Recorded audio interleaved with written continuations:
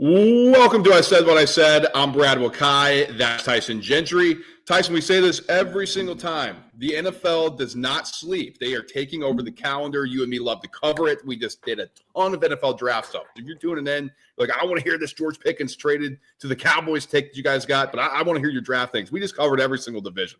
So go check that out. George Pickens traded to the Cowboys. We'll go over the comp. We'll go over the fit, what we think from both sides. But when it first came across the ticker, what was your initial reaction? It was a little slight smile. I mean, you see the flag behind me and the flag behind Brad. I think this is the tough thing here is I think George Pickens has, if he's not a 1, then he's probably a 1A or 2. He's not going to be a 1A with CeeDee Lamb in the building, but there's not 32 wide receivers out there better than George Pickens. He wants a new deal, and if things go poorly in Dallas, then they can cut bait, and it is what it is. They're probably headed towards a rebuild at that point anyways. If things go so poorly with George Pickens, this team misses the playoffs, then they got to look in the mirror. The flip side, Brad, is like, again, I think George Pickens is a heck of a football player.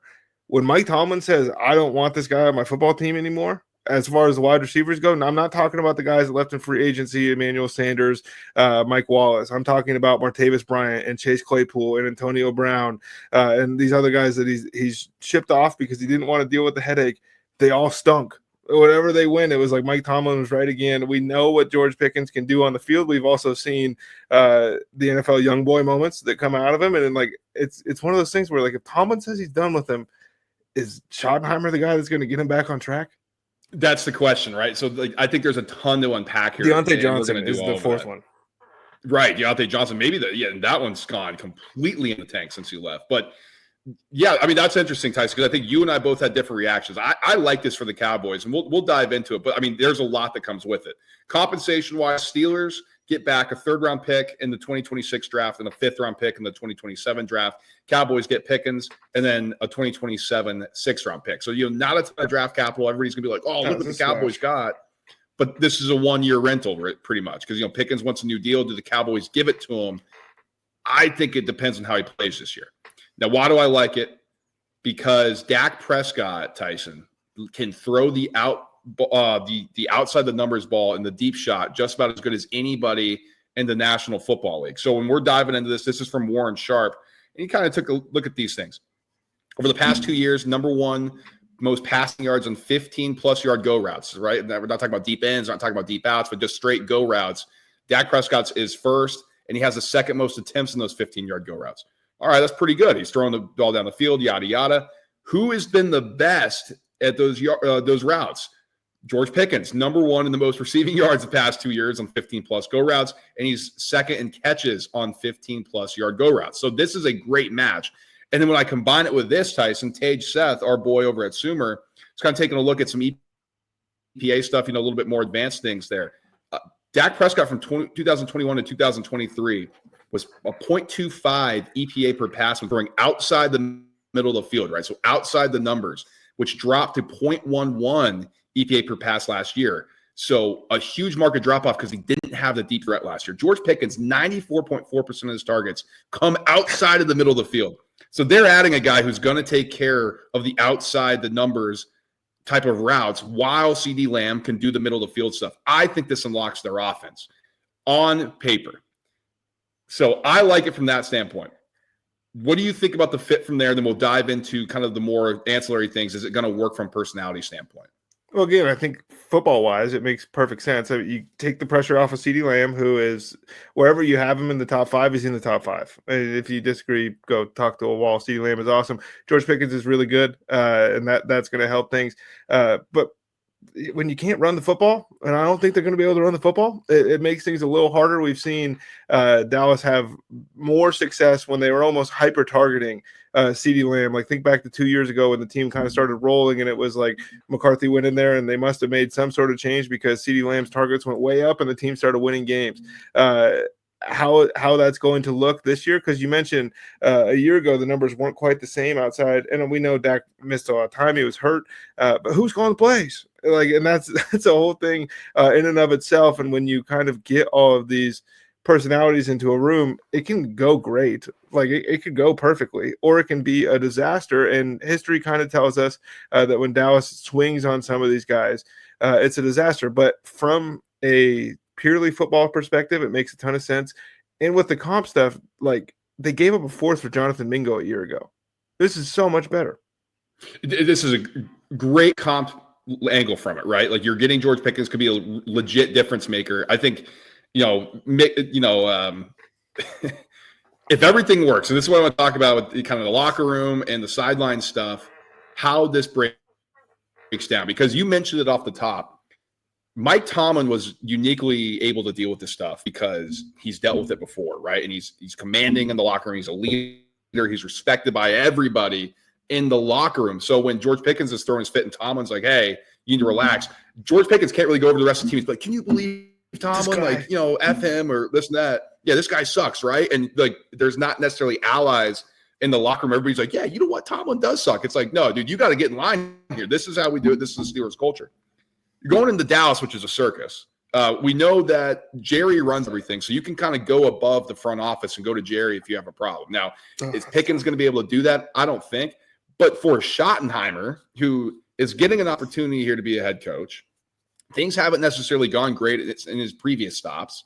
And now he's expected to come in and run this brand and run this thing, Tyson, where, let's be honest here, the Eagles just won their second Super Bowl in this millennium, and the Cowboys are still hanging on to their past ones.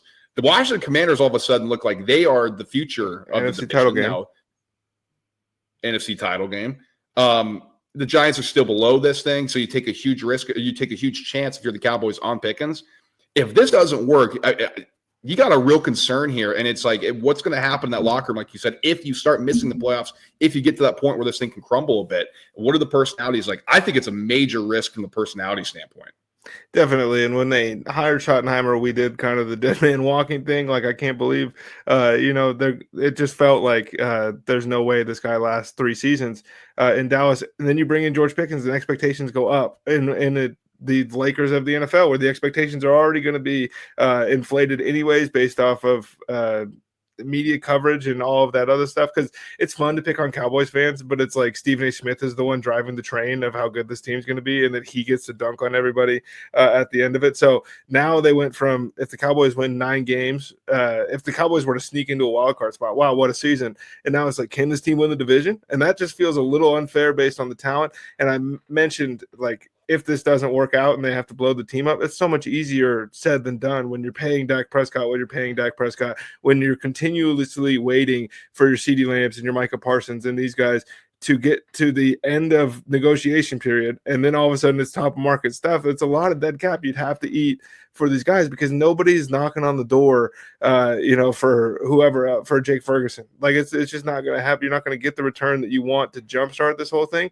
But if it does work really well and the Cowboys can't re-sign him, they've done really well with comp picks. And I don't think that should be lost in this whole thing. Dak Prescott was a comp pick. And I know it was a long time ago now, but the team does well in those situations. I think we have to watch what Dallas is doing over the course of the next year. I think they're going to operate under the assumption that maybe this is a comp pick situation. Maybe they're looking at that third and just going, well, we can get one back if he's really good.